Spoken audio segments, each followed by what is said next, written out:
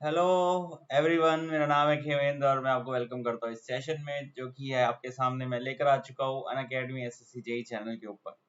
So all of you, I welcome all of you in this session on Unacademy SSC JE in channel, and I hope that you all are very happy that recently what happened in this unacademy platform, all those students who are part of the SSC section, जितने भी SSC section के students थे वो सभी लोग transfer किए जा चुके हैं। कहाँ पर? जी हाँ, जो नया सेक्शन बना है एसएससी जेई स्टेट एई का जो सेक्शन बना है उसमें ट्रांसफर किए जा चुके हैं। तो काफ़ी लोग बहुत ही ज़्यादा खुश होंगे और आप लोगों की प्रिपरेशन के लिए हम लोग हमेशा यहाँ पे रहेंगे, ये आप सभी लोग जानते हैं। ठीक है, तो जल्दी सी सभी लोग यार इस सेशन के लिंक को शेयर कर दो। सबसे पहले तो all of you please share the session link as much as possible so that the other students can also join the session. And मैं देख लेता हूँ कितने स्टूडेंट्स लाइव है हमारे पास, दैट इज गुड। एंड जल्दी जल्दी से सेशन के लिंक को शेयर कर दीजिए ताकि ज़्यादा से ज़्यादा स्टूडेंट्स तक हम पहुँच पाए और एक ज़बरदस्त माहौल यहाँ पे क्रिएट कर पाए। Okay, so I will start my session with just introducing my self fastly. Okay, देख लेते हैं जल्दी सी, शेयर कर दो एक बार यार ऑल ऑफ यू। यस, चल बहुत अच्छा। So now I am going to start the session and धीरे धीरे करके सारे के सारे कॉन्सेप्ट्स को समझेंगे। एंड द बेसिक मोटिव यहाँ पर क्या है, that we are going to do questions of around 30 questions we will do. Total 30 questions हम करने वाले हैं, कॉन्सेप्ट्स को समझेंगे एक एक करके एंड जल्दी जल्दी से सारी चीजें कवर आउट करेंगे। Okay, total 30 questions are there and उन सभी के सभी 30 क्वेश्चंस को हम यहाँ पे अंडरस्टैंड करेंगे। So this is my name, Khemendra is my name, जैसा कि आप सभी लोग जानते हैं। This is my experience, this is my qualification, this is my job. And ये नीचे देख सकते हैं कि कौन कौन से सब्जेक्ट्स मैंने टीच किए हैं इस अनअकैडमी के प्लेटफॉर्म के ऊपर अलग अलग लेवल पे। जैसे कि बात करें electrical measurement, control system, digital electronics, basic electronics, power electronics, network theory और इलेक्ट्रिकल मशीन्स, तो ये सभी सब्जेक्ट्स हैं जो मैंने डील किए हैं इस प्लेटफॉर्म के ऊपर अलग अलग वे में, अलग अलग लेवल पे। और जाकर आप देख सकते हैं काफ़ी सारे सब्जेक्ट्स मैंने ऑलरेडी डील कर चुका हूँ और प्रेजेंटली भी काफ़ी सारे सब्जेक्ट्स रनिंग में हैं। ये बताऊंगा सारी डिटेल कि कौन कौन से सब्जेक्ट्स रनिंग में चल रहे हैं अभी, तो जिससे आपको सारा का सारा आइडिया मिल जाएगा। ठीक है, सो ये मेरी प्रोफाइल है अनअकैडमी लर्निंग ऐप के ऊपर। My name is Khemendra and अब ये खैर पुरानी इमेज है तो 2 मिलियन वॉच मिनट सब ज़्यादा बढ़ चुके हैं एंड सभी चीज़ें थोड़ी थोड़ी बढ़ चुकी है, डेडिकेशंस और ये सारी चीज़ें मिलाकर देखें तो। एंड इम्पॉर्टेंटली क्या है, अब यहाँ पर एक नया सेक्शन लॉन्च हो चुका है जिसका नाम है एसएससी जेई और state AE examination and state AE examination. इस सेक्शन में आपको लगभग अगर आप जॉब सीकर्स हैं तो ये सेक्शन आपके लिए बहुत ज़्यादा यूजफुल है, क्योंकि यार आप किसी भी एग्जाम को जब टारगेट करते हो तो उसको एग्जाम को समझना बहुत ज़रूरी होता है। ठीक है, if you are preparing for GATE examination that is not enough for cracking other examinations like state AE examination and SSC JE examination. Okay, so for every exam there is a different approach which you should follow, और उसको ध्यान में रखते हुए हमने Unacademy ने ये platform पे एक ज़बरदस्त चीज़ लॉन्च करी है, SSC JE and state AE examination. So if you are preparing for GATE examination and side by side you wanted to prepare for this state AE also, then you can join this section and individually भी आप इसको join कर सकते हैं। And उसको join करने के बाद फायदे क्या क्या मिल जाएंगे, वो ये फायदे हैं, you can attend the unlimited live classes by the best educators. Okay, regular doubt clearing session, तो रेगुलर डाउट क्लियरिंग सेशन का मैं बता दूं कि after every 3 class there is a doubt clearing session, जो कि आपको अगर सपोज करो कोई भी डाउट बीच में आ गया आपको पढ़ाई के बीच में, तो आप बिटवीन द 3 क्लासेस के बाद आप पूछ लीजिए। ओके, लाइव स्ट्रक्चर्ड कोर्सेज, तो जैसे मेरा कोर्स है जो अभी बन चुका है वो ऑल्दो अक्टूबर तक का फिनिश्ड है, तो वो structured courses are available. Okay, उसमें कोई भी चेंज होता है तो वो 24 घंटे पहले ही चेंज होगा, उससे पहले चेंज भी नहीं होता वो। ठीक है ना, complete preparation by the educator, ये सारी चीजें आपको मिल जाएगी। क्विज़ेस का पार्ट बन सकते हैं, interactive and engaging live classes होती है, पीडीएफ डाउनलोड कर सकते हैं और प्रॉपर गाइडेंस आपको मिल जाती है। करना क्या होगा इसके लिए, अनअकैडमी लर्निंग ऐप को इंस्टॉल करेंगे, अपना फोन नंबर इंसर्ट करेंगे और यहाँ पे सेलेक्ट करेंगे SSC JEE and state AE examination का सेक्शन यहाँ पे सेलेक्ट करेंगे। SSC JEE और स्टेट AE एग्जामिनेशन का सेक्शन यहाँ पे सेलेक्ट करेंगे और फिर सेलेक्ट करेंगे कितने महीने के लिए आपको सब्सक्रिप्शन की रिक्वायरमेंट है।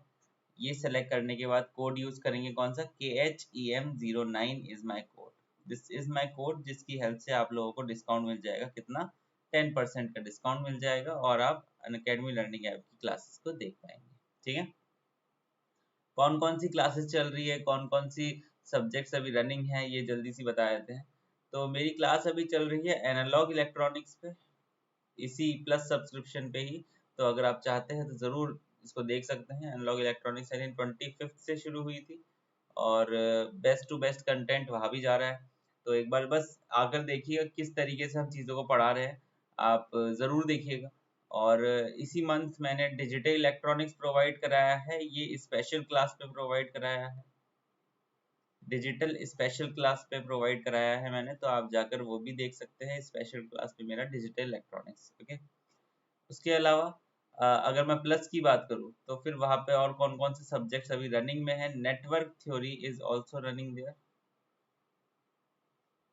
Network is also running there by Ajay Gupta sir,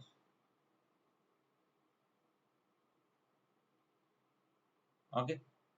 utilisation of electrical energy is also running there by Pavan sir. So ये प्लस के कोर्सेज है जो कि अभी रनिंग है। यहाँ पर एनालॉग का कोर्स मेरा ऑलरेडी अवेलेबल है, जाकर देखिए आप, आपको कंटेंट इतना ज़बरदस्त मिलेगा कि आप किसी भी एग्ज़ाम को बहुत ही आसानी से क्लियर करने की क्षमता रख पाएंगे, okay.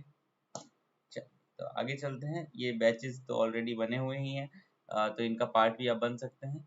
So let's start today's session with the first question which we have, and धीरे धीरे I will see the chat section and after that I will give you the proper answer.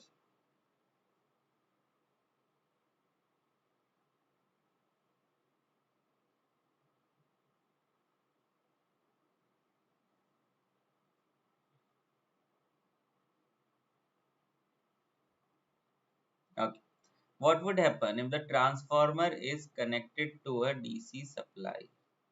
अगर मैंने transformer को DC supply में connect कर दिया है तो फिर क्या इफेक्ट हो सकता है। तो एक बार एक वाइंडिंग को एक बार सोच के देखो, ठीक है। वाइंडिंग को अगर आप सोच के देखोगे तो उसके अंदर क्या है, बेसिकली एक तो इंडक्टर ही है, इंडक्टर को वाउंड किया गया है ना। तो दो ट्रांसफार्मर की primary is a inductor, secondary is a inductor. तो यहाँ पर एक बात बताओ जरा, एक बार सोच के देखो कि इंडक्टर का इंडक्टेंस कितना होता है, XL होता है ना। इंडक्टिव रिएक्टेंस कितना होता है, ठीक है, इतना ही होता है, is equal to 2 pi FL। होता है कि नहीं होता, बिल्कुल होता है सर, डेफिनेटली 100% यही होता है सर। अच्छा मुझे बताओ यहाँ पे क्या डीसी सप्लाई के लिए, फॉर डीसी सप्लाई,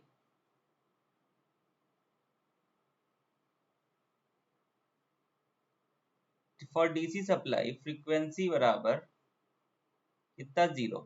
अगर फॉर डीसी सप्लाई फ्रीक्वेंसी बराबर 0 हो गया तो XL बराबर 2 पाई 0 मल्टीप्लाइड बाय L। इसका मतलब XL बराबर 0 हो गया ना। इसका मतलब XL बराबर 0, इसका मतलब क्या, रेजिस्टेंस मतलब जो भी रेजिस्टिव कंपोनेंट है मेरे पास, ये कैपेसिटिव रिएक्टेंस होता है ये करंट को रोकने के लिए। तो करंट को रोकने के लिए कोई भी ओम वहां पर नहीं है, करंट को रोकने के लिए कोई भी ओम वहां पर नहीं है। इसका मतलब करंट क्या हो जाएगा, एक तरीके से शॉर्ट हो जाएगा, तो करंट बहुत ही ज्यादा बढ़ जाएगा।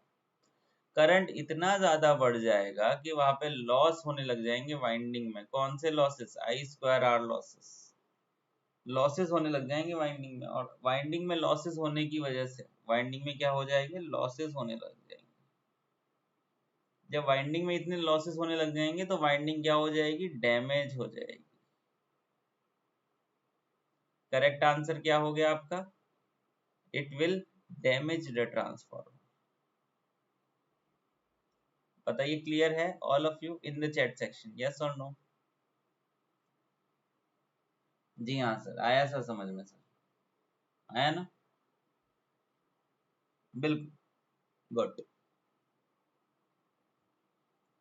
So we'll move forward for the next question. Okay, clear है.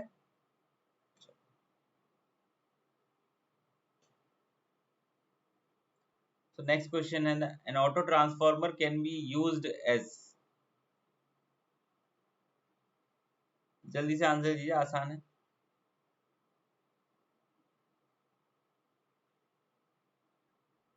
An auto transformer can be used as step up, step down, both step up, step down, या फिर none of the above. तो correct answer यहाँ पर क्या होगा?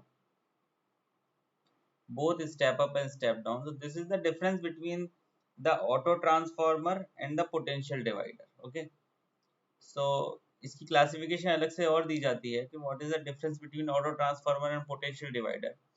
Potential divider is a device which can only step down the voltage. It does not has the capability to step up the voltage because potential divider के अंदर हम resistance use करते हैं, ठीक है, और resistance पावर डिसिपेटिंग एलिमेंट है, power storage की पॉसिबिलिटी उसमें नहीं होती, ठीक है ना.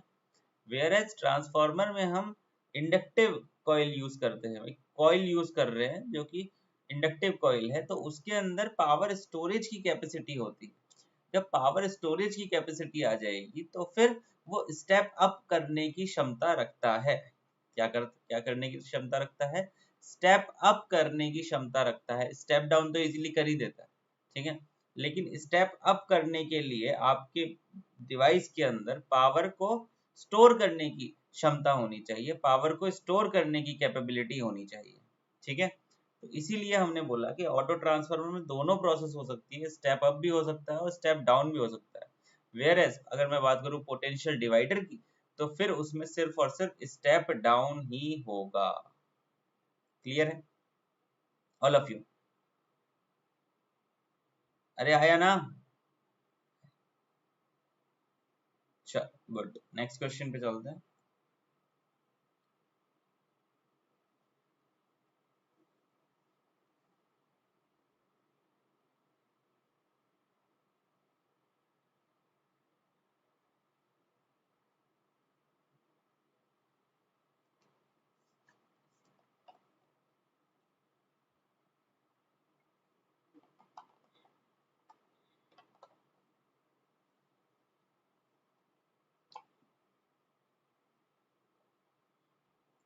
ओके.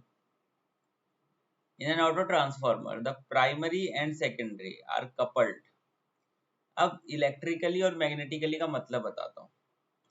इलेक्ट्रिकली कपल्ड मतलब there is a physical connection.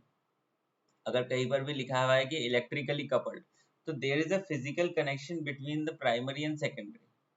अगर मैग्नेटिकली की बात करी गई तो there is no physical connection between primary and secondary. इतना तो समझ में आ गया सर. इलेक्ट्रिकली मतलब physical connection between primary and secondary. Magnetically मतलब there is no physical connection between primary and secondary. अच्छा, ऑटो ट्रांसफार्मर में क्या होता है? ऑटो ट्रांसफार्मर में फिजिकल कनेक्शन होता है. अब आगे आगे समझो. मैग्नेटिकली मतलब फिजिकल कनेक्शन तो है, लेकिन फिर भी मैग्नेटिकली आपका करंट फ्लो करा रहा है, ठीक है. तो in my auto transformer my current flow is due to both electrically as well as magnetically, ठीक है. ऑल्दो मैग्नेटिकली में जो फिजिकल कनेक्शन नहीं होता है, लेकिन फिजिकल कनेक्शन होने के बाद भी ऑटो ट्रांसफार्मर के अंदर मैग्नेटिकली पावर इंड्यूस्ड हो रही है, ठीक है. So both magnetically and electrically is the correct answer for this auto transformer case. अब इसमें जो पावर को हम डिफाइन करते हैं वो इस तरीके से बोलते हैं कंडक्टिवली इंड्यूस्ड पावर और इंडक्टिवली इंड्यूस्ड पावर. अब जो कंडक्टिवली पावर है वो पावर है जो कि इलेक्ट्रिकल कनेक्शन की वजह से है, जो कि डायरेक्ट कनेक्शन की वजह से है. ऑटो ट्रांसफार्मर में क्या होता है, हम क्या करते हैं, ये सपोज करिए मेरे पास ऑटो एक वाइंडिंग है प्राइमरी की, सेकेंडरी मैंने यहाँ से ले। अब ये जो डायरेक्ट कनेक्शन है ना, ये V1 है, ये V2 है, ये एक तरीके से डायरेक्ट कनेक्शन ही तो है, ठीक है। डायरेक्टली वायर लगाया गया है, like a centre tap rectifier, centre tap transformer की तरह, ठीक है ना। अब मैग्नेटिकली कैसे है कि भाई जो मेरा फ्लक्स यहाँ पे जा रहा है, वो फ्लक्स इस वाली वाइंडिंग को भी कट करेगा, ये जो दूसरी वाली वाइंडिंग है इसको भी कट करेगा मेरा फ्लक्स, ठीक है। Clear all of you? सही बात है, very good. So both magnetically as well as electrically is the correct answer here. ठीक, नेक्स्ट चलते हैं। The cruciform shape is used in the transformer core. Why? अब ये क्रूसीफॉर्म क्या है? देखो,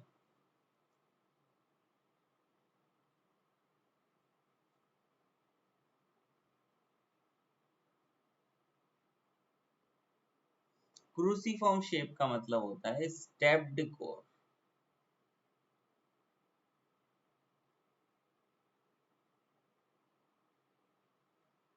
स्टेप्ड कोर जो होती है इसको कहा जाता है क्रूसीफॉर्म शेप। और बिल्कुल सही तरीके से देखा जाए तो two step core. Sir core कैसी होती है? देखो कोर का स्ट्रक्चर ना इस तरीके से होता है।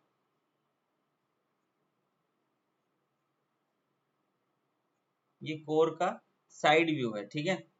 एक कोर आपकी बनती है, साइड से वो ऐसी दिखती है, ठीक है। अब हमने क्या डिजाइन करने की सोची कि ये उतना बेस्ट होगा, उतना बेस्ट होगा कि अगर ये सर्कुलर होगा, ठीक है। क्योंकि अगर ये सर्कुलर हुआ तो आपकी कॉपर भी लेस बनेगा, ठीक है ना। कोर का रिलक्टेंस भी कम होगा और आपका कोर लॉस भी कम होगा। इसलिए हमने क्या किया कि सर्कुलर बनाने की सोची। अब सर्कुलर एग्जैक्टली बना पाना तो मुश्किल होता है, क्योंकि सर्कुलर बनाने के लिए आपको अलग अलग जो स्ट्रिप्स है उसकी रिक्वायरमेंट होती है। देखो ये स्ट्रिप्स इस तरीके से बनानी है, ये स्ट्रिप्स लगानी होती है, लेमिनेशंस। तो ये लेमिनेशंस क्या अलग अलग की रिक्वायरमेंट होगी अगर आपको सर्कुलर कोर बनाना है तो, ठीक है। तो ये बहुत ज्यादा डिफिकल्ट टास्क हो जाता है, क्योंकि आप किसी मैन्युफैक्चरर को बोलोगे कि यार मेरे को सर्कुलर कोर बनाने के लिए स्ट्रिप्स दे दो, तो हर एक स्ट्रिप को अलग तरीके से डिजाइन करना पड़ेगा उसको। तो ये बहुत ज्यादा डिफिकल्ट टास्क हो जाता है। तो हमने क्या इसका उपाय निकाला कि इसको बोला गया कि टू स्टेप कोर मतलब स्टेप कोड मतलब हमने डिफाइन करने की सोची। हमने क्या बोला, एक कोर स्ट्रिप ऐसी लगा दी, एक कोर की स्ट्रिप ऐसी लगा दी। अब इसमें कितनी स्ट्रिप्स लगी है? एक डिजाइन की स्ट्रिप लगी है ये, सेम डिजाइन की स्ट्रिप लगी है ये, और एक डिजाइन की स्ट्रिप लगी है ये। तो दो डिजाइन की स्ट्रिप से ये मेरी एक कोर बन गई, ये होती है स्टेप्ड कोर कहा जाता है इसको, ठीक है ना। यस। अच्छा, इसको और अगर मैं डिटेल में जाना चाहूँ तो मैं और क्या कह सकता हूँ?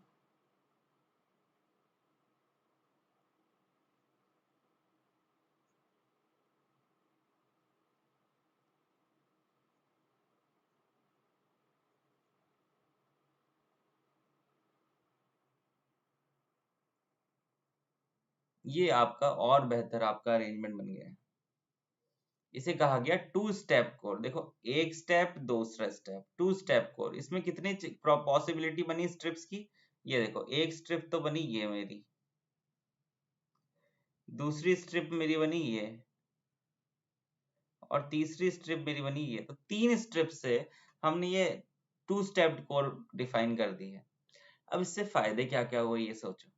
देखो, कोर लॉसेस आपके रिड्यूस होंगे, डेफिनेटली कोर लॉसेस आपके रिड्यूस होंगे, क्योंकि आपका कोर का एरिया कम हो गया है, ठीक है। अगर ये इसको और इसको कंपेयर करोगे तो कोर का एरिया आपका रिड्यूस हो जाता है, ठीक है।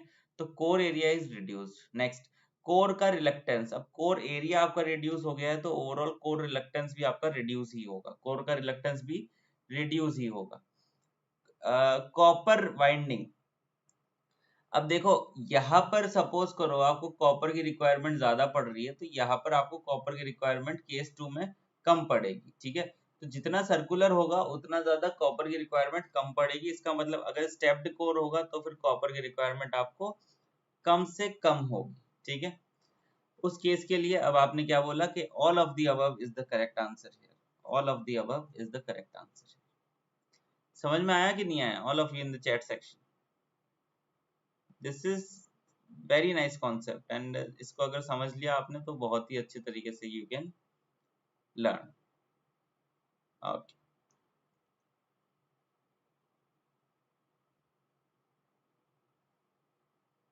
Good.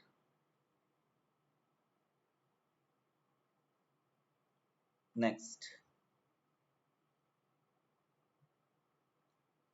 which of the following test is performed to determine the leakage reactances?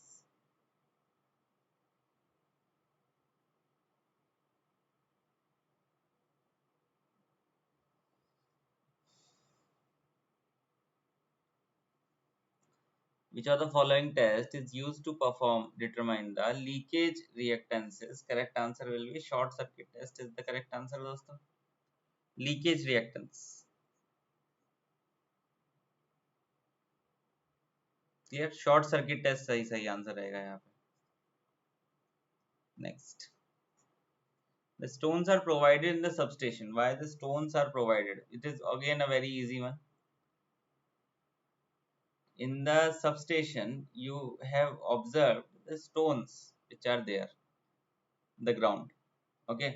So why they have provided there? To provide the proper insulation, I believe this is correct. To provide the proper insulation, this is correct. To avoid the fire accident during the leakage of transformer oil, this is again correct. To avoid the growing of plant and weeds, this is also correct. So all of the above will be the correct answer here. Yes, very good. So the easy one है, आसान है तो इसलिए जल्दी हम इसको देख सकते हैं। नेक्स्ट,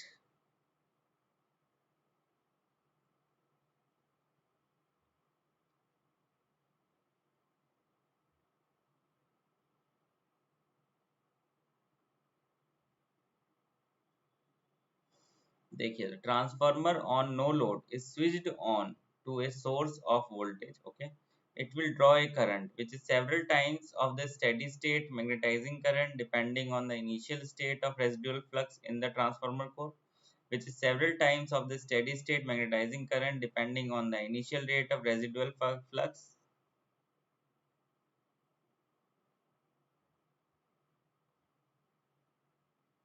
सेम ही है तो, सेम ही आंसर है, ए और बी तो सेम ही लग रहा है ना।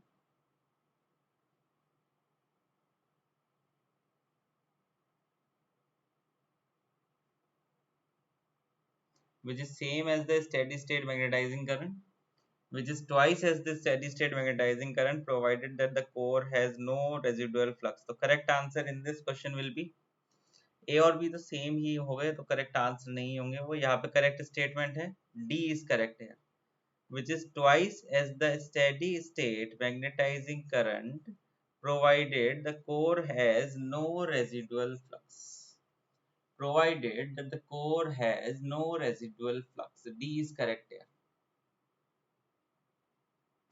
D correct है यहाँ पे। Next, question number 8, very easy. During the short circuit test, the power input of transformer comprises what? When we are performing the short circuit test, the power input to a transformer will have what thing? Core losses, copper losses, hysteresis losses या फिर eddy current losses? Correct answer will be copper losses। So there are two type of losses basically which are there in this transformer, one is core loss and one is copper loss. Core losses are the constant losses, you can say. Now these constant losses are classified into two other losses. One is the hysteresis losses and second one is the eddy current losses.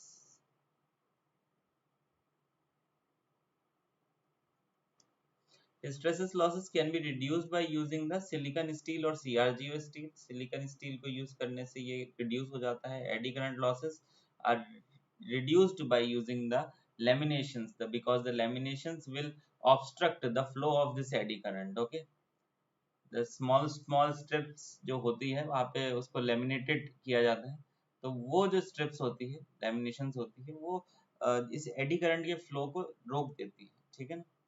तो eddy current losses को इस तरीके से define किया जाता है. Now there are other losses which are copper loss. Copper loss are variable losses. अब variable loss का मतलब क्या है भैया? जो लॉस मेरा लोड के साथ में चेंज होता रहे. अब सपोज करो मेरे पास कोई लोड कनेक्टेड है.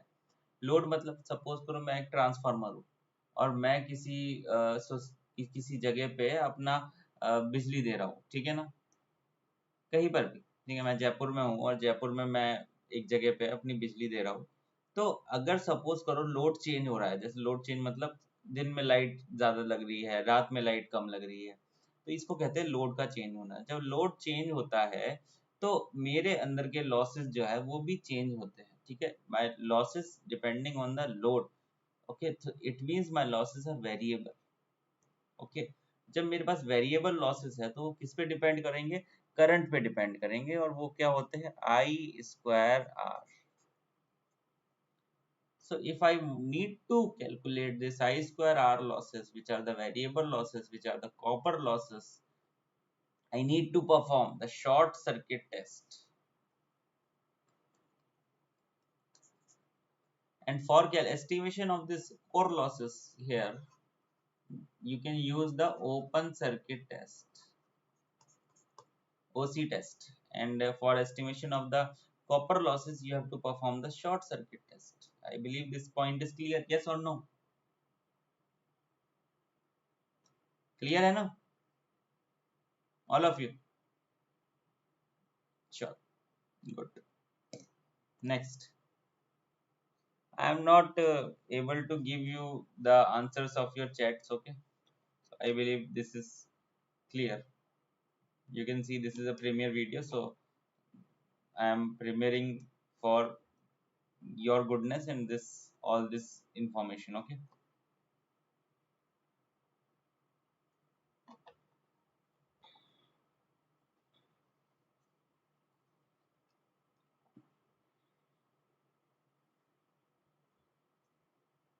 अब देखो क्या सवाल है. The maximum load that the power transformer can carry is limited by its maximum load. कितना पावर ट्रांसफार्मर कैरी कर सकता है वो, उसको कौन सी चीज उसको लिमिट करती है? That is equal to your voltage ratio. Voltage ratio define करता है कि यार वो कितना मैक्सिमम लोड वो ले सकता है power transformer. Next, the shell type transformer has what?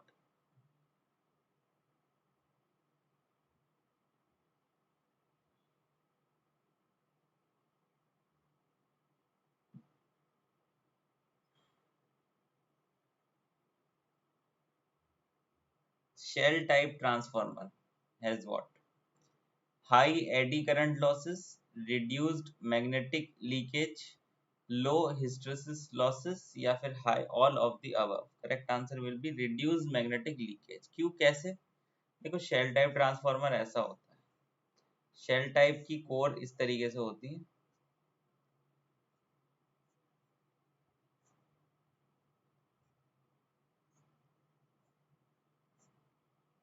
ये कोर स्ट्रक्चर है अंदर वाला, ये जितना भी आपको दिख रहा है,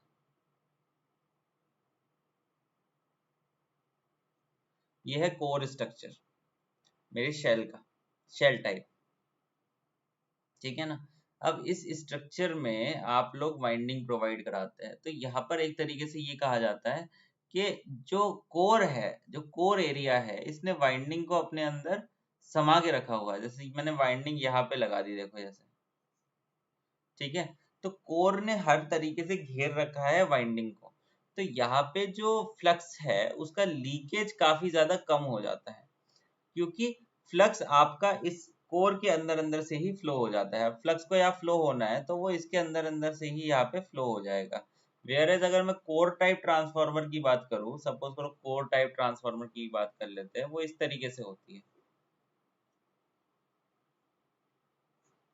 यहाँ पे मेरी वाइंडिंग इस तरीके से है, फ्लक्स जो है वो यहाँ से लीकेज होने की संभावना ज्यादा रहती है, ठीक है। ऑल्दो वो लो रिलक्टेंस पाथ को फॉलो करता ही करता है, लेकिन लीकेज होने की संभावना ज्यादा रहती है as compare to shell type, क्योंकि यहाँ पे कोर एरिया काफी ज्यादा है, ठीक है।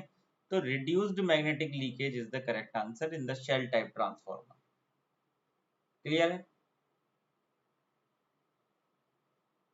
बताइए जरा all of you. Good. Next,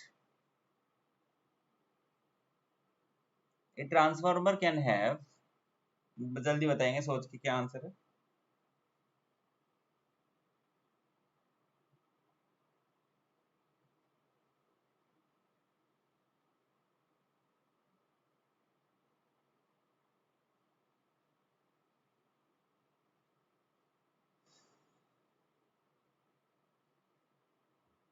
A transformer can have zero voltage regulation closer to zero. ये जीरो हटेगा।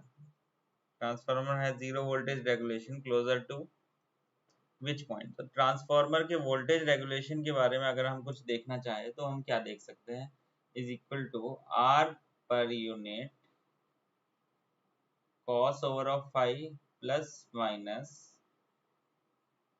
X per unit sine over of five. r per unit cos over of phi plus minus x per unit sin over of phi. This plus is due to the lagging power factor and this minus is due to the leading power factor. ठीक है। Now if you understand this point, ये minus है, तो इस पूरे के पूरे voltage regulation को जीरो होने के लिए ये माइनस होना जरूरी है, ठीक है ना। माइनस होना जरूरी है ना, तो माइनस होना जरूरी है, तो अगर मेरा वोल्टेज रेगुलेशन जीरो होना चाहता है तो वो सिर्फ और सिर्फ लीडिंग पावर फैक्टर पे ही हो सकता है दोस्तों। वो सिर्फ और सिर्फ लीडिंग पावर फैक्टर पे ही हो सकता है। अगर मैं बोलूं कि यार मैक्सिमम मेरा वोल्टेज रेगुलेशन कब होगा, मैक्सिमम कब होगा,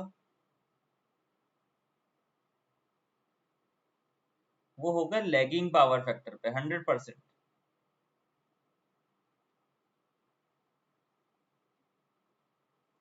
क्लियर है ना, लैगिंग पावर फैक्टर पे वो मैक्सिमम होगा। अब कई कई बार होता क्या है, ये मैक्सिमम मिनिमम की कंडीशन भी पूछ लेता है, तो वो भी मैं बता देता हूँ। तो अगर मैं मिनिमम की बात करूँ या जीरो की बात करूँ, तो जीरो के लिए आपका एक केस बन जाता है R per unit cos over of phi is equal to, अगर जीरो है तो X per unit sine over of phi. तो sine phi by cos over of phi, ये क्या हुआ, tan phi is equal to R per unit by X per unit. R per unit divided by X per unit. This is the condition for zero voltage regulation.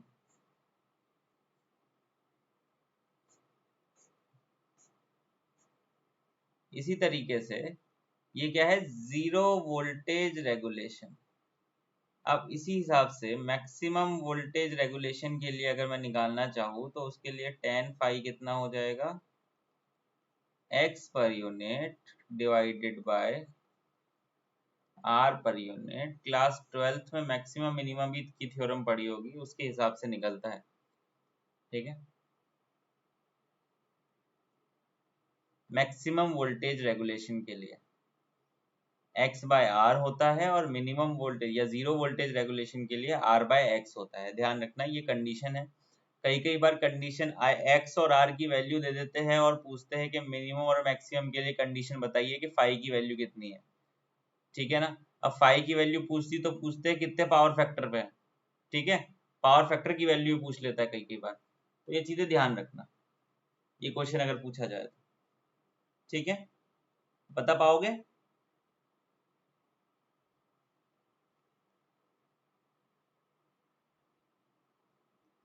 ठीक है ना।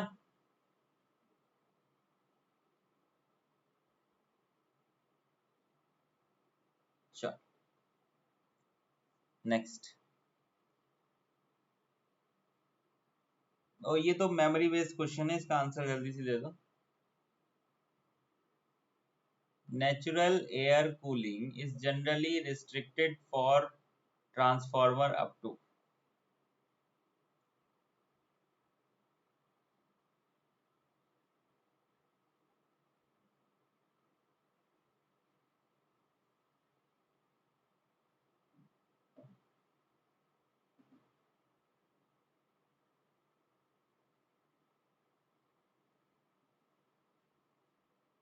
Natural air cooling is generally restricted for transformer up to 1.5 MVA। 1.5 MVA तक restrict किया जाता है natural air cooling को। उसके बाद में जो अलग अलग कूलिंग मेथड्स है वो यूज किए जाते हैं। ठीक है, next. Size of transformer core is morely depends on.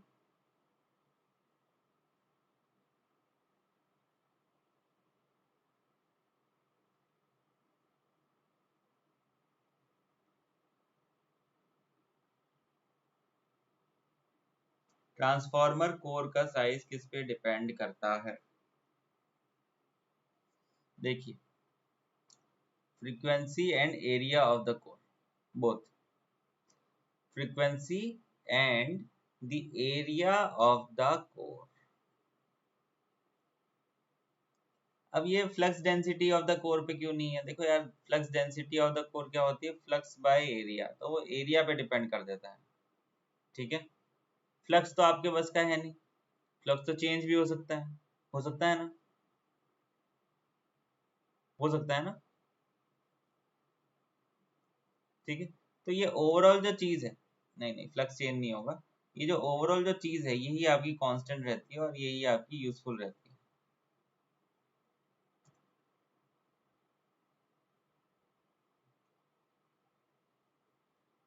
frequency, area of the core, flux density of the core, I think yes, all will be correct here ना, all will be correct here। Transformer size, अच्छा अच्छा अच्छा अच्छा अच्छा अच्छा, देखो frequency and area दो ही होंगे, फ्लक्स डेंसिटी नहीं होगा। देखो फ्रीक्वेंसी हो गया, एरिया हो गया, एरिया अगर कम होगा तो साइज कम हो जाएगा। फ्रीक्वेंसी अगर ज्यादा होगी, फ्रीक्वेंसी ज्यादा होगी तो साइज ऑफ ट्रांसफॉर्मर कम हो जाएगा। ध्यान रखना, फ्रीक्वेंसी ज्यादा होगी तो साइज ऑफ ट्रांसफॉर्मर कम हो जाएगा, और एरिया कम होगा तो साइज कम होगा। दो चीजों पर डिपेंड करेगा यहाँ पे। सही है। The transformer oil should have what? Low or high volatility and viscosity।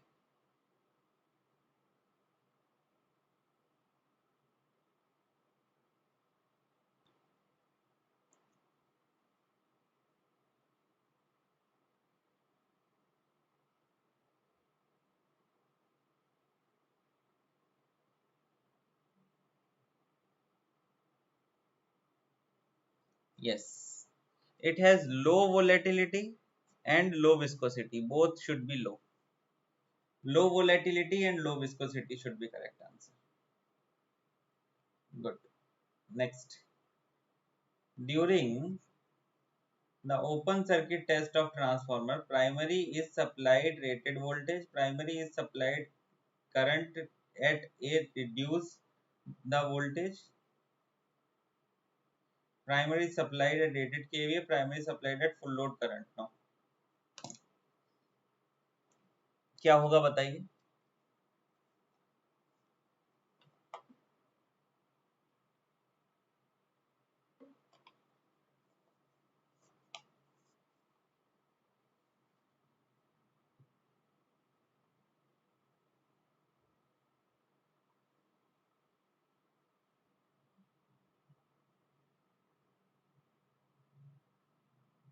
Good, correct answer will be primary is supplied at rated voltage is correct. Open circuit test में प्राइमरी को रेटेड वोल्टेज से supply किया जाता है, keeping the output open, keeping the output open.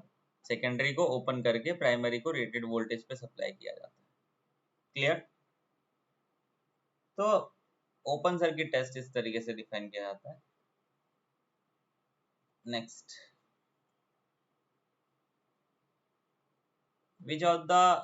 which type of winding is used in three phase shell type transformer? Three phase shell type transformer में कौन से type की वाइंडिंग इस्तेमाल में की जाती है?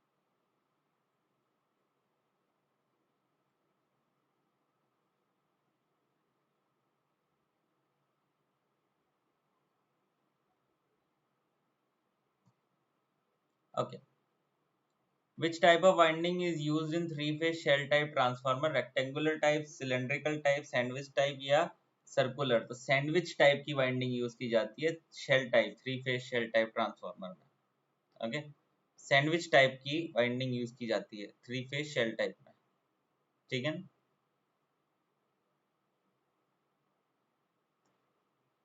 Clear? Next, two transformer are connected in parallel. These transformers have different percentage impedances. It is likely to result in what? So in the parallel connection से काफी ज्यादा क्वेश्चन बनते हैं ट्रांसफार्मर में, आप जानते ही होंगे। सो बताओ जरा क्या आंसर होगा। Two transformer are connected in parallel, these transformer have different percentage impedances. It is likely to result in what? Loading in the transformer is not proportional to their kVA rating. Short circuit in the secondary. Higher copper losses. Power factor of one transformer is leading while other is lagging. Correct answer will be loading in the transformer is not proportional. अच्छा देखो, percentage impedances पे depend करता है कि उसकी loading किस proportion में होने वाली है। ठीक है, ये आप लोगों ने पढ़ा भी होगा, कई लोगों ने देखा भी होगा कि कितनी लोडिंग होने वाली है ए साइड के ट्रांसफार्मर पे, that will be equal to Z A by Z A plus Z B multiplied by total जो लोडिंग है एस। और अगर इसी तरीके से मैं जेड बी एस बी निकालना चाहूँ, लोडिंग ऑफ बी ट्रांसफार्मर निकालना चाहूँ, तो Z B divided by Z A plus Z B multiplied by total load S. Clear है? इस तरीके से लोडिंग डिफाइन होती है अगर आपके परसेंटेज इम्पिडेंसेस अलग अलग है। ये Z A Z B are the percentage impedances for two transformer, A transformer and B transformer. तो इस तरीके से डिफाइंड होता है। तो करेक्ट आंसर क्या हो गया यहाँ पे आपका? A is the correct answer.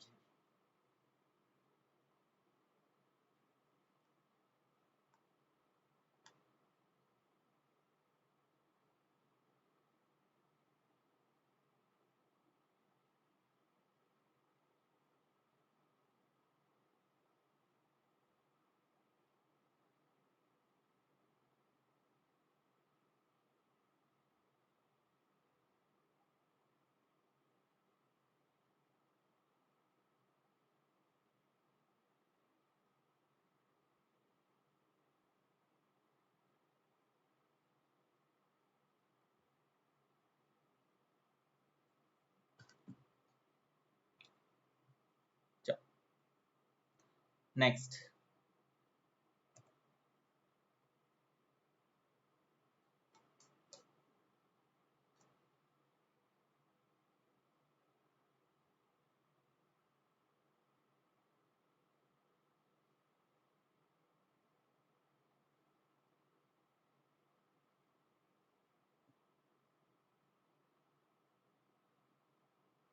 which of the following is the main advantage for auto transformer over two winding transformer? Question number 18. Which of the following is the main advantage of auto transformer over the two winding transformer? बताओ.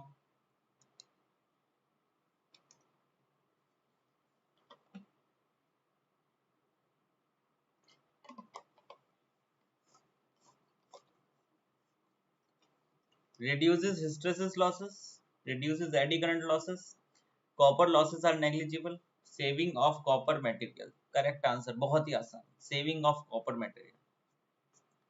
एक तरफ आपकी दो windings थी, एक तरफ आपकी एक ही वाइंडिंग, और ओवरऑल केवीए रेटिंग आपकी इंक्रीज हो गई है, क्योंकि आपके जो ऑटो ट्रांसफार्मर से क्या होता है, केवीए रेटिंग इंक्रीज हो जाती है, क्योंकि पावर पहले ट्रांसफर हो रही थी सिर्फ इंडक्टिवली, लेकिन अब कैसे ट्रांसफर होगी, इंडक्टिवली भी होगी और कंडक्टिवली भी होगी, तो पावर ट्रांसफर आपकी बढ़ जाती है. ओवरऑल पावर जो है आपके ट्रांसफार्मर की रेटिंग जो है वो बढ़ जाती है, उसके हिसाब से आपकी कॉपर जो मटेरियल है वो कम लग रहा है. ठीक है, तो उसको उसकी वजह से आपकी कॉपर सेविंग हो जाती है. ठीक है ना, तो ये डेफिनेशन है, कॉपर सेविंग हो जाती है आपके ऑटो ट्रांसफार्मर की, तो ये one of the advantage of auto transformer. Next,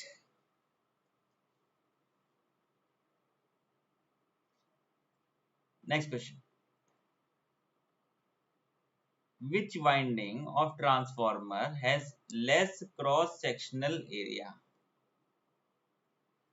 कौन सी वाइंडिंग आपकी ट्रांसफार्मर की क्रॉस सेक्शन एरिया कम होगा? देखो, एक है ऑप्शन प्राइमरी वाइंडिंग, एक है सेकेंडरी वाइंडिंग, एक है हाई वोल्टेज वाइंडिंग, एक है low voltage winding. Correct answer will B high voltage winding. कैसे? देखो यार, ये प्राइमरी सेकेंडरी में तो आप बता नहीं सकते, क्योंकि कब स्टेप अप कब स्टेप डाउन हो जाए, तो यू कैन नॉट डिफाइन. अब दूसरी है, एक है हाई वोल्टेज और एक है लो वोल्टेज, एक में वी की वैल्यू ज्यादा है, एक में वी की वैल्यू कम है. वी की वैल्यू जिसमें ज्यादा है उसमें आई की वैल्यू कम होगी, होगी कि नहीं होगी? वी की वैल्यू जिसमें कम है उसमें आई की वैल्यू ज्यादा होगी. आई की वैल्यू कम है तो फिर आप का एरिया ऑफ क्रॉस सेक्शन भी कम होगा. आई की वैल्यू ज्यादा है, एरिया ऑफ क्रॉस सेक्शन भी ज्यादा होगा. तो क्योंकि जितना आपको एरिया ऑफ करंट रिक्वायर्ड होता है वो एरिया ऑफ क्रॉस सेक्शन पे डिपेंड करता है. ठीक है ना, हमेशा ध्यान रखना इस चीज को. बिकॉज फॉर अ कंडक्टर, अगर मैं एक कंडक्टर की बात करूं, अगर करंट की वैल्यू कम है, तो अगर मैं resistance V is equal to I R, ठीक है ना, तो I और R इनवर्सली रिलेटेड है ना, तो करंट अगर कम है इसका मतलब रेजिस्टेंस ज्यादा है. ठीक है, R बराबर rho L by A, keeping all other things constant. Resistance अगर ज्यादा है तो एरिया ऑफ क्रॉस सेक्शन कम होगा, तो रेजिस्टेंस ज्यादा है तो एरिया ऑफ क्रॉस सेक्शन मेरा कम होगा, इसका मतलब करंट कम होगा तो एरिया ऑफ क्रॉस सेक्शन कम होगा. क्लियर है ऑल ऑफ यू? आया ना?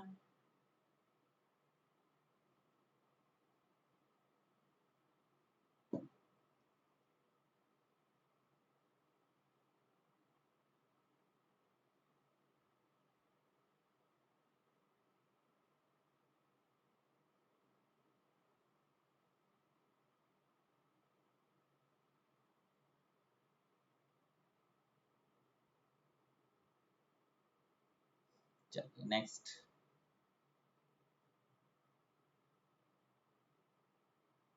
The core used in high frequency transformer is usually.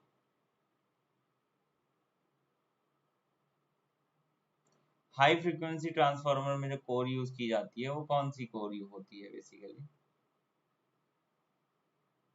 It is nothing but your air core. Air core भी कई कई बार यूज नहीं करते, इस क्वेश्चन में मेरे को डाउट लग रहा है, क्योंकि जितना मुझे ध्यान आता है हाई फ्रीक्वेंसी के लिए फेराइट कोर भी इस्तेमाल में की जाती है कई कई बार। ठीक है ना,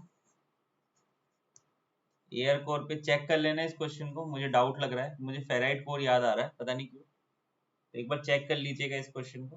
हाई फ्रीक्वेंसी ट्रांसफार्मर के लिए फेराइट कोर इस्तेमाल में की जाती है, जितना मुझे ध्यान आ रहा है। Next, AD current losses in the transformer depends on what? The eddy current losses in the transformer is depending on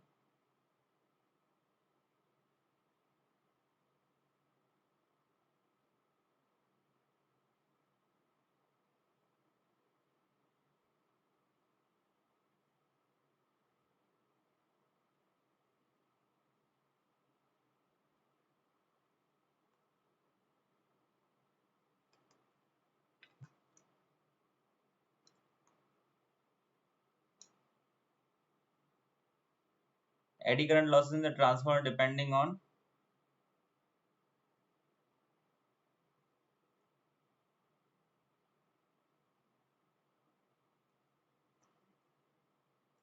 frequency, yes, voltage, yes, thickness of lamination, yes. Okay, frequency, yes, voltage, yes, thickness of lamination, yes. Clear?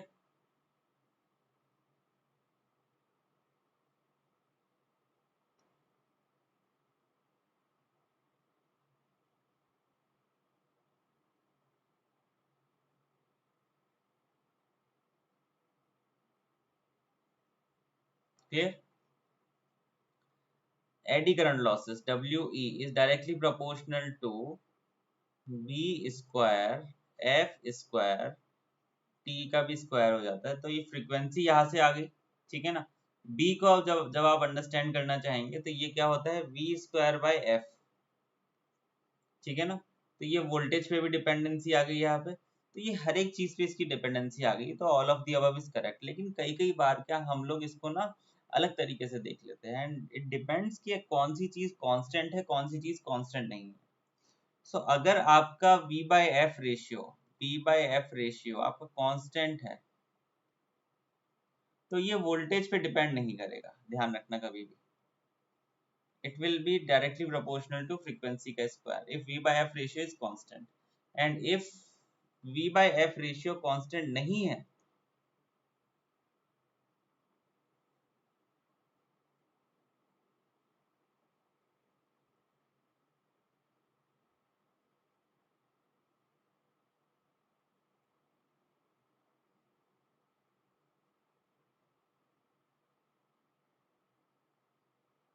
We by F ratio constant नहीं है, तो फिर देखो यहाँ पे W E is proportional to V square by F square dot F square. तो ये F square से एफ स्क्वायर कैंसिल हो जाएगा, और W E is directly proportional to V square. ये कौन सा केस हुआ, जब V by F is not constant. जब v by F is not constant, जब नॉट कांस्टेंट है तो जो एडी करंट है ये directly proportional to v square, और जब कांस्टेंट है तो eddy current is directly proportional to F square. But for this particular question all of the above is the correct answer, because you have to take account of all these things. Okay, clear है ना? Yes.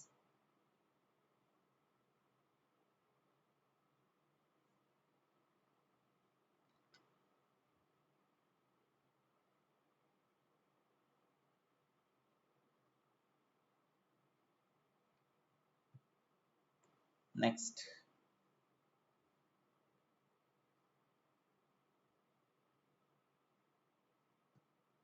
efficiency of transformer depends on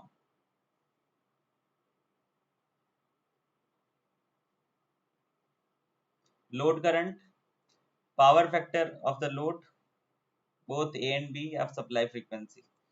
both A and B will be the correct answer here. Okay, no worries. Load current and power factor supply frequency पे depend नहीं करता, ठीक है, efficiency का कुछ भी रिलेशन नहीं। अब लोड करंट और पावर फैक्टर पे डायरेक्टली डिपेंड करती है एफिशिएंसी।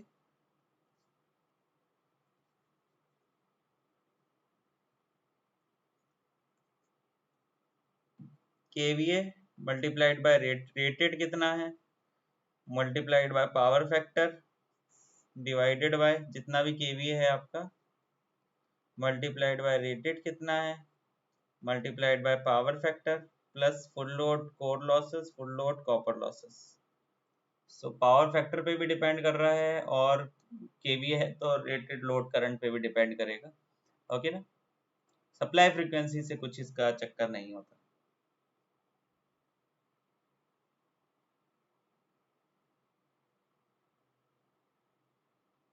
अच्छा रुको, डायरेक्टली चक्कर नहीं होता लेकिन इनडायरेक्टली आप कह सकते हो, कुछ हद तक डिपेंड कर सकता है, बट ऐसा होता नहीं है कि जो कोर लॉस है ये प्रोपोर्शनल होता है फ्रीक्वेंसी के। ठीक है, कि कोर लॉस के दो कंपोनेंट्स होते हैं, एक होता है हिस्टेरेसिस और एक एडी करंट, वो कहीं ना कहीं फ्रीक्वेंसी पे डिपेंड करता है। ठीक है ना, पर इस क्वेश्चन के प्रोस्पेक्टिव में हमको कोई ऑप्शन मिल नहीं रहा है, तो लेकिन कहा जाए तो कोर लॉस आपका डिपेंड करता है फ्रीक्वेंसी पे, सप्लाई फ्रीक्वेंसी पे कहीं ना कहीं करता है ना। अभी हमने डिस्कस किया थोड़ी देर पहले, इधर हमने डिस्कस किया है कि फ्रीक्वेंसी पे डिपेंड कर रहा है। बट होता क्या है ना कि आप लोगों को कई कई बार क्वेश्चन इस तरीके से आते हैं कि आपको सही आंसर सेलेक्ट करना जरूरी हो जाता है, तो लेकिन यहाँ पे अगर कॉन्सेप्ट वाइज देखोगे तो कोर लॉस डिपेंड भी करता है किस पे, सप्लाई फ्रीक्वेंसी पे कहीं ना कहीं। Next, the essential condition for parallel operation of two single phase transformer is that they should have same what?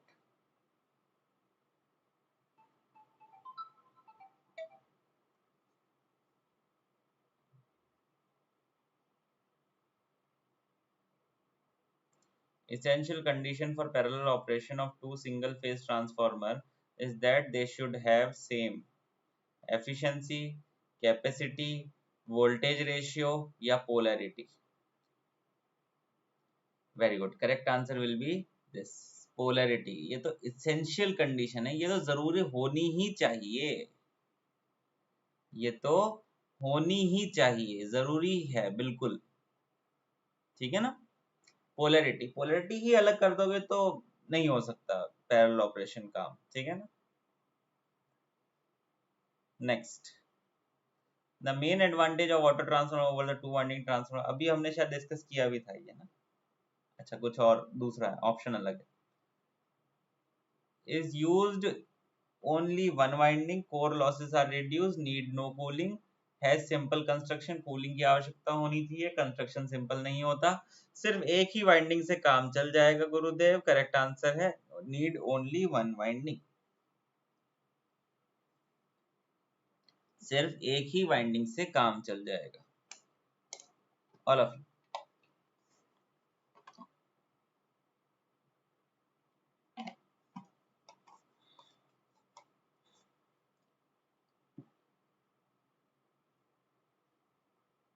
Next, if a two winding step down transformer is converted into a auto transformer by using additive polarity, what will happen? The kVA rating is reduced, the kVA rating get increased considerably, the kVA rating is remains unchanged, या फिर none of the above।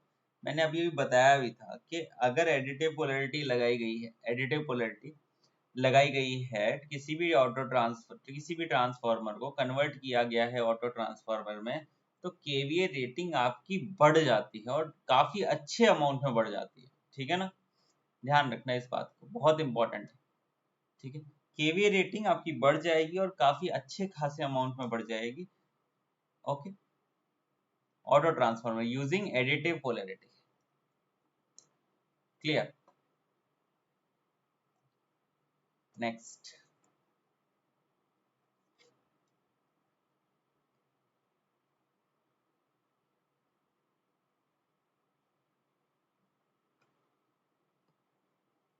Compared with the secondary of loaded step up transformer, the primary has, compared with the secondary of loaded step up, the secondary है मेरे पास,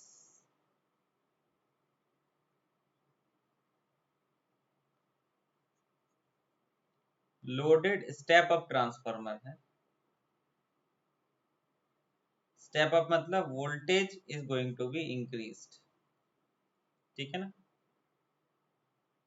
primary क्या बताया गया है, primary की voltage कम होगी या ज्यादा होगी. डेफिनेटली स्टेप अप ट्रांसफार्मर है, प्राइमरी की वोल्टेज कम होगी और करंट उसका ज्यादा होगा. तो करेक्ट आंसर क्या होगा, lower voltage and higher current.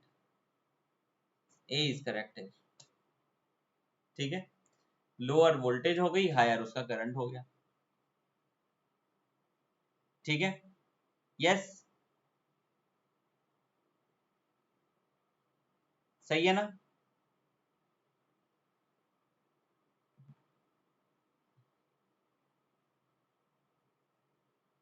चलो next.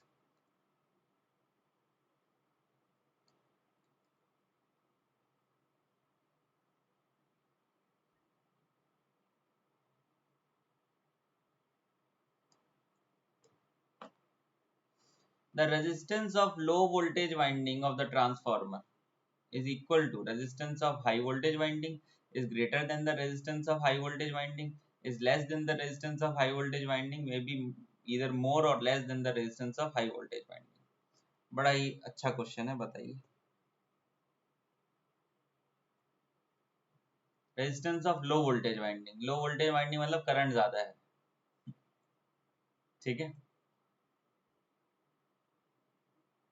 Is less than the resistance of high voltage winding. High voltage winding का मतलब करंट कम है, करंट कम है तो रेजिस्टेंस ज्यादा है. ठीक है, करंट कम, वाइंडिंग का रेजिस्टेंस उसका ज्यादा हो गया, तो इधर मेरा वाइंडिंग का रेजिस्टेंस लेस हो गया लो वोल्टेज के लिए. ठीक है, तो करेक्ट स्टेटमेंट क्या होगी, C is less than the resistance of the high voltage winding. I hope कि सभी लोग यार इस चीज को समझ पा रहे होंगे, जो भी कॉन्सेप्ट्स और क्वेश्चन हम यहाँ पे कर रहे हैं. आई थिंक 1 घंटे की क्लास तो हो चुकी है, एंड इसको और कंटिन्यू करेंगे, 2-3 क्वेश्चन और है और फिर हम एंड अप करेंगे सारे सेशन को. एंड आई होप कि आप लोगों को ये एंटायर सेशन पसंद आया होगा, और अगर सेशन पसंद आया तो यार सेशन के लिंक को जरूर शेयर कर देना अपने टेलीग्राम ग्रुप्स में और अपने दोस्तों के साथ. ठीक है, चलो अगले क्वेश्चन में चलते हैं. क्वेश्चन नंबर कौन सा है, 28. Transfer of energy from primary to secondary of a transformer results due to, transfer of energy from primary to secondary of a transformer results due to option A, difference between number of primary and secondary turns, changing current in the two winding, magnetic fluxes, linkage between the two winding, या फिर all of the above. क्या होगा correct answer,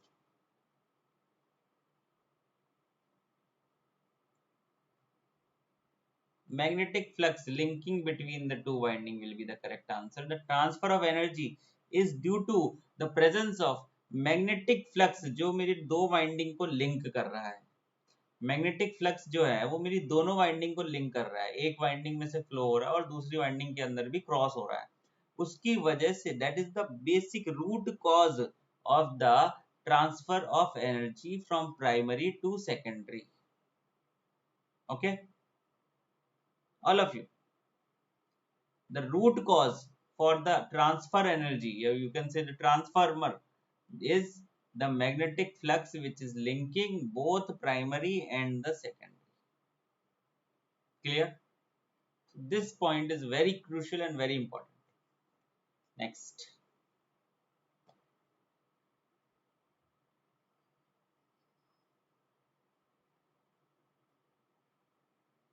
In a transformer, at every instant, the direction of secondary current is in such as it opposes any change in the flux. It is due to, ये मैंने I think मेरी last मैंने जो concept वाली class ली थी उसमें बताया था कि anything created, it must oppose the cause of its creation is given by Professor Emil Lenz. Professor Emil Lenz ने ये डिफाइन किया था. So anything created, it must oppose the cause of its creation. Emil Lenz ने define किया था, तो correct answer will be Lenz law is correct answer. Okay, Lenz law.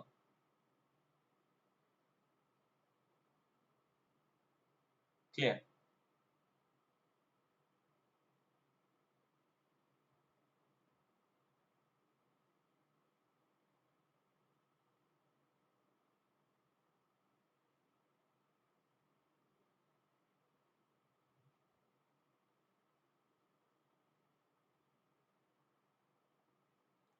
Good. Okay, moving ahead for my last question for today, and I hope कि ये session आपके लिए useful रहा होगा. अगले सवाल के ऊपर चलते हैं. The magnetic compting between the primary and the secondary of the transformer may be increased by magnetic coupling या magnetic compting between the primary and secondary of the transformer can be increased by increasing the number of turns of laminations of core, increasing the number of lamination of core, changing the turns ratio, using magnetic core with low reluctance, या फिर none of the above. तो magnetic coupling अगर आपको बढ़ानी है तो आप ऐसी कोर का इस्तेमाल करिए जिसका रिलक्टेंस कम हो, जिसका रिलक्टेंस कम हो. करेक्ट आंसर क्या रहेगा? Using the magnetic core with a low reluctance is correct answer. Using a magnetic core with a low reluctance is a best and correct answer for this question. Okay. So I hope कि आप लोगों को ये पूरा पूरा content और पूरा पूरी क्लास आपको समझ में आई होगी. एंड अब एंड करते सेशन को. आई थिंक सब सब लोग के लिए बहुत ज़्यादा यूजफुल ये सेशन रहा होगा. एंड अगर आप जुड़ना चाहते हैं अन अकेडमी के साथ और अन अकेडमी के साथ अपनी पढ़ाई को कंटिन्यू करना चाहते हैं तो फिर आ सकते हैं. You can attend the unlimited live classes, you can attend the regular doubt clearing session. Okay, you can also be part of the live structured courses. structured courses का मतलब मैं आपको बता देता हूँ कि सपोज करो जैसे मेरा अभी कोर्स अभी चल रहा है, अगस्त में शुरू हुआ है और वो अक्टूबर तक चलेगा और हर एक क्लास की टाइम फिक्स्ड है, हर एक क्लास का डे फिक्स्ड अभी हो चुका है. तो उसे कहते हैं स्ट्रक्चर्ड कोर्सेज. तो उसका मतलब ये है कि आपकी पढ़ाई जो है वो अनस्टॉपेबल रहेगी और आप बिल्कुल पॉइंट टू पॉइंट आप अपनी पढ़ाई को करते रहेंगे और अच्छे से अपने एग्जाम को क्लियर करते हैं. ठीक है. Complete preparation by the educator. अच्छा, एजुकेटर्स लिखा है यहाँ पे, देखो एजुकेटर्स लिखा है, इसका मतलब क्या है कि ऐसा नहीं है कि आप जैसे मेरे कोड के थ्रू आ रहे हैं तो आप मतलब मेरी ही क्लासेस देख पाएंगे. उस सेक्शन में बाकी जितने भी टीचर्स क्लासेस ले रहे हैं उन सभी की क्लासेस आप देख पाएंगे. जैसे अगर आप एसएससी जेई स्टेट एई के सेक्शन में आते हैं तो आप खेमेंद्र सर की क्लासेस देख ही पाएंगे.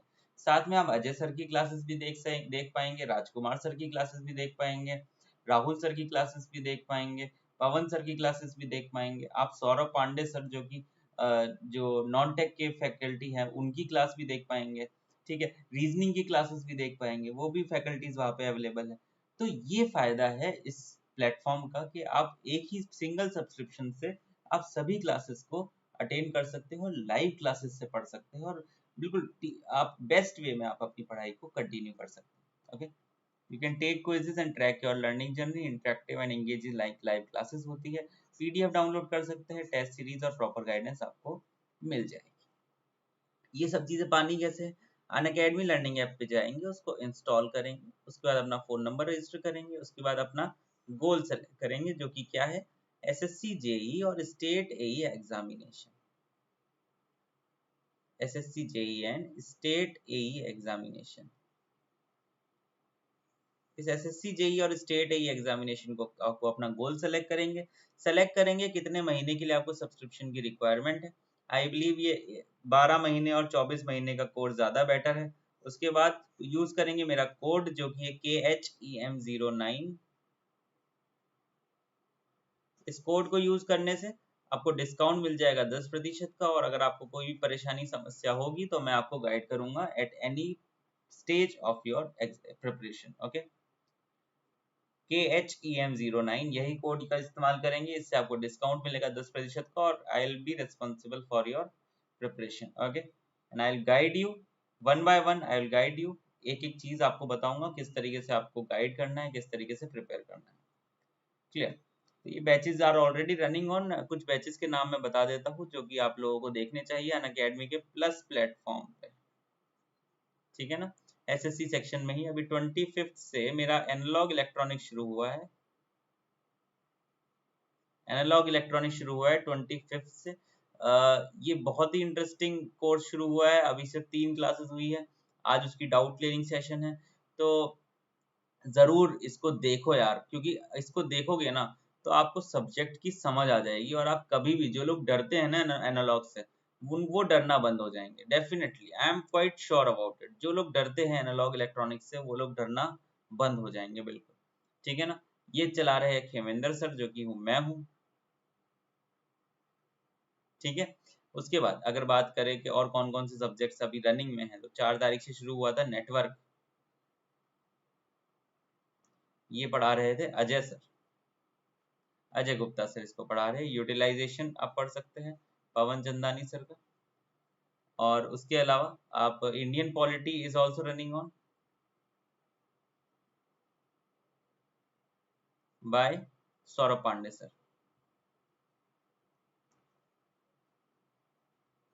Indian polity by Saurabh Pandey sir is also running, okay. So ये पूरी क्लासेस है जो कि आप देख सकते हैं, जिसका फायदा आप उठा सकते हैं in this platform, in this Unacademy platform, you can have all these things, okay.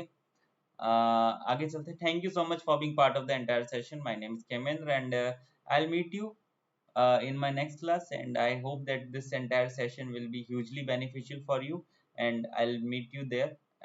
मेरी प्लस क्लासेस में और स्पेशल क्लासेस चलती रहती है, यूट्यूब पे थोड़ा सा कम आना होता है, तो फिर वो इतना ज़्यादा फ्रिक्वेंट नहीं है, इस मंथ तो नहीं था, अगले मंथ से बिल्कुल फ्रिक्वेंट रहेंगे हम। And thank you so much, and I will meet you there, and I hope you have a very good time here, and just enjoy and keep learning। I'll meet you there, bye।